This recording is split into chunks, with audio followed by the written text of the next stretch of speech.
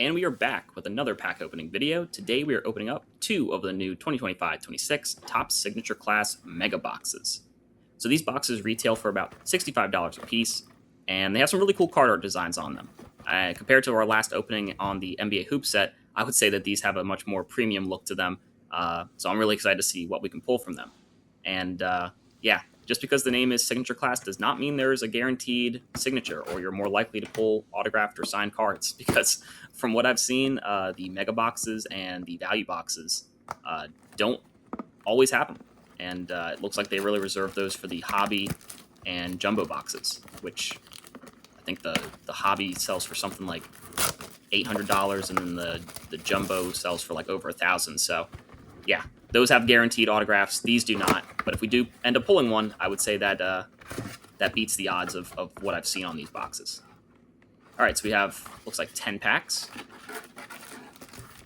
And I must say that I really do like the overall design and aesthetic that they were going for with this top set, because the NBA Hoops one felt like a little bit more of an introductory top set for people who are like, looking to get into the hobby. But the Signature Class one looks a lot more polished, just a lot more, just like I really like that C logo, but it just looks more professional. So maybe they're intending to do that, so people thought that they had more expensive cards in them, but we'll see. So start off with Kobe White. Also have Brandon Miller. And as you can see, the card art design, these are the base cards. They are very artistic. I think Topps took a lot of artistic liberties with these cards, and from what I've seen, a lot of the card arts are pretty beautiful. They tried some new things. I think there's like transparent cards in here. Here's a chromatic reflective one, Jordan Clarkson. Very nice. But yeah, there's a lot of cards out there, and there's a lot of different styles of cards in these sets, so it doesn't all have like that same signature look.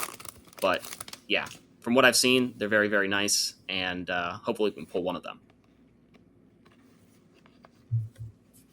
And I couldn't help but notice, but there is a Shai Gilgeous-Alexander card in this pack, and if that ends up being an autograph, that would be huge. He's the reigning MVP, so obviously it's always nice to pull a reigning MVP, regardless. But yeah, at the time of recording this video, he is no longer the reigning Western Conference champion, because the Spurs took down the OKC Thunder last night in Game 7, so they will be advancing. That's a nice card, yeah, high fidelity Shai Gilgeous-Alexander. Yeah, the Spurs will be advancing to the NBA Finals to play the New York Knicks, which was actually the Knicks' last Finals matchup back in 1999, where they faced off against Tim Duncan. So, and I think these cards are a little warped. I don't know if you can see that. There's like a little bend in them. Yeah, I think Tim Duncan won like Finals MVP in that series. Oh, here we go, Victor Wembanyama. Very nice. That's a great card art, actually. Put that to the side. Yeah, the Spurs won 4-1, and I think, if I'm not mistaken, that was back when the Knicks had Patrick Ewing. So it's a nice rookie card as well. Very, very warped, like very bent cards. I'm hoping that we can flatten those out by putting them in sleeves or something. Then we also have a Austin Reeves after image. Bent, but still a nice looking card. So yeah, maybe history will repeat itself and the Spurs will be victorious again. But this Knicks team is hungry for a championship. I think the whole city of New York is hungry for a championship. I believe the last time they won a championship was back in 1973. So it's been a little over 50 years since they've reached that pinnacle of success. I know they made it in 1994 and they made it in 1999, but losing both of those in the past 30 years is a tough thing to deal with as a fan. So this would mean a lot to that city. The city of New York is really just going to be like crazy. It's going to be crazy if they win the championship.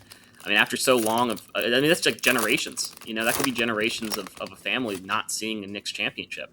So I think that'd be huge for the city. Be huge for the Spurs too. Obviously, I think having that new dynasty with Castle and Harper and Fox and Wemby, I think that team worked out better than a lot of people thought it would.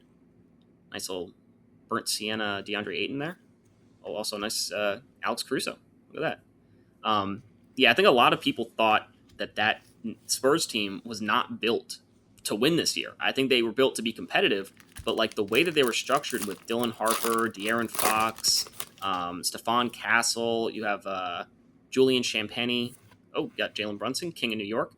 Yeah, I think Wembanyama saw what he had around him and said, all right, how can I make them better? How can I work with them? But I think a lot of people thought they were way too guard heavy. They were thinking like, hey, you got to trade Harper, you got to trade Fox, you got to trade Castle, you got to trade one of these guards so you can get Wemby some help down low. And so far, I mean, it's worked out for the Spurs, but the Knicks are going to be a pretty tough matchup. It's a kind of a thicker pack. Maybe there's something good in here.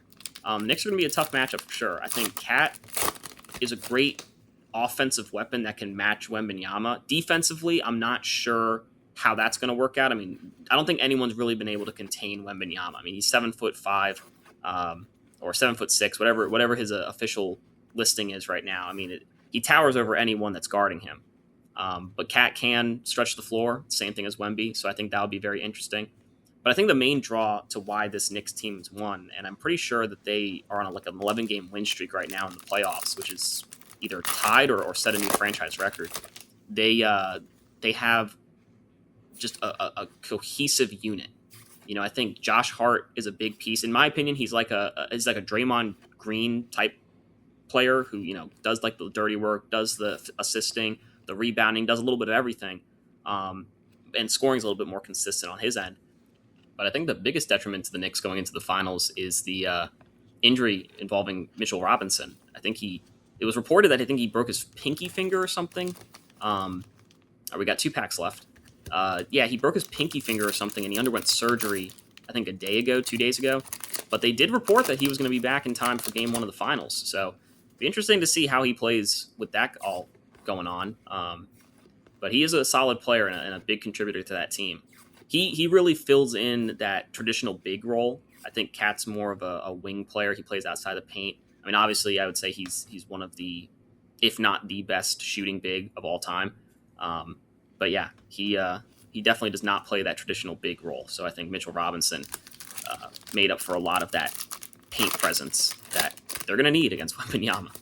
So, but I do think this is probably one of the most evenly matched finals in the past decade. Like really since the 2016 finals, I would say that this one is probably the closest where both teams are so well constructed that it really could go either way. All right, so we have, looks like something in the back there of this card. Cason Wallace. Let's see what's behind him. Not an autograph. Okay. Darn. It looked cool. And that is a different design than what I've seen with that background. It's got a more gold tint to it.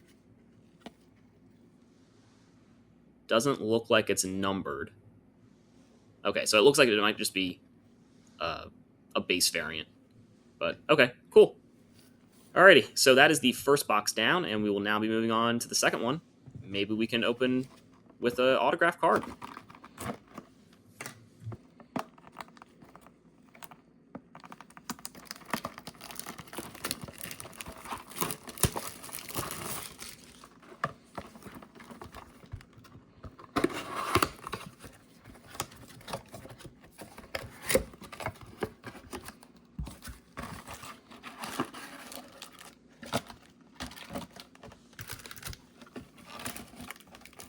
I do want to mention real quick that someone on my last video did comment saying that they appreciated how careful I am opening up the packs and handling the cards. And I appreciate that. I definitely try to keep them uncreased, undamaged, unscuffed. So, you know, they're in the best shape that they can be.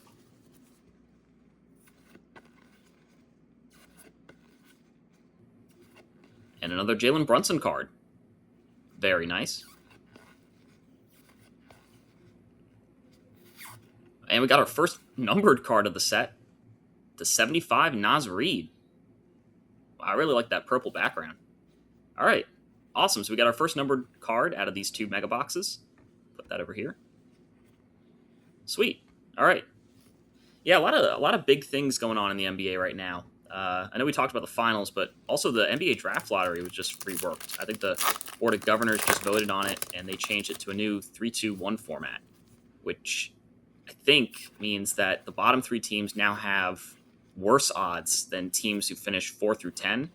And then the teams that have the worst odds to get the number 1 pick are the teams that actually lose the play-in tournament. So even if you become the 7th seed at the end of the season and you lose in the play-in tournament games, you could end up with, I guess, one ping pong ball for the number 1 overall pick, which is going to be interesting. I'm excited to see how it's going to play out and how it all works. But yeah, and there's like some new stipulations with teams can't get the first pick 2 years in a row, or they can't get a top 5 pick 3 years in a row. I know the Grizzlies actually voted against it because I guess they own some picks that could very well be top 5 in consecutive years. So yeah, it'll be interesting to see how that all affects teams and how they trade and what the value of a first-round pick is now. I think that really shakes things up.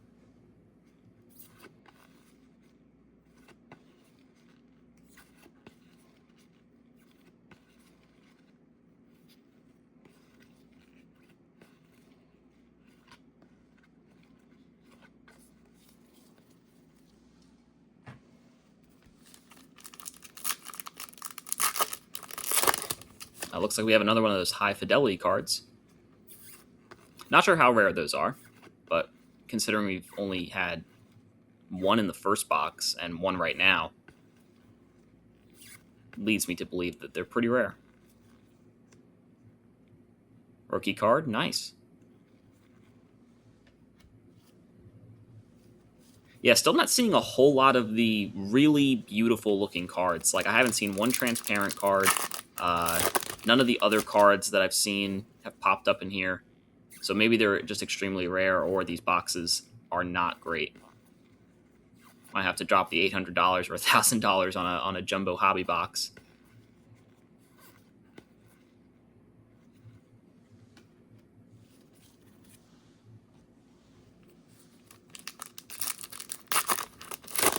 A lot of OKC players in these packs. I've noticed that, like SGA, Caruso. I feel like I've seen those players more than anyone else in these boxes. It's a nice rookie. Sheer Fleming. Oh wow, okay, Josh Giddey autograph. There we go. Oh wow, that's a really nice card. It's not transparent, but that is wow. All right, let me flip this over here. Manuscripts. That is an awesome looking card. Doesn't look like it's numbered, but I'm just happy that we finally pulled a signature card in the signature class boxes. Wow. All right. Well, I would say that card right there just kind of made up for the last box and this box. We still got more to go. See a Magic Johnson on the back. That looks like a special card. So I'm interested to see now. Maybe this box is loaded. Maybe there's 2 autographs in this one since the last box didn't have an autograph.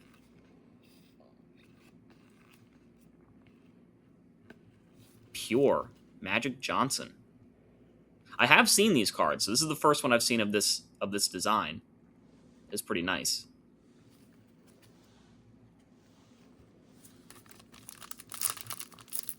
Glad we're seeing some variety. Oh, Knupp. Okay. Okay. See, now we're getting to the cards that are actually good. Maybe it was the box. Maybe that last box just wasn't good at all, and this one makes up for it.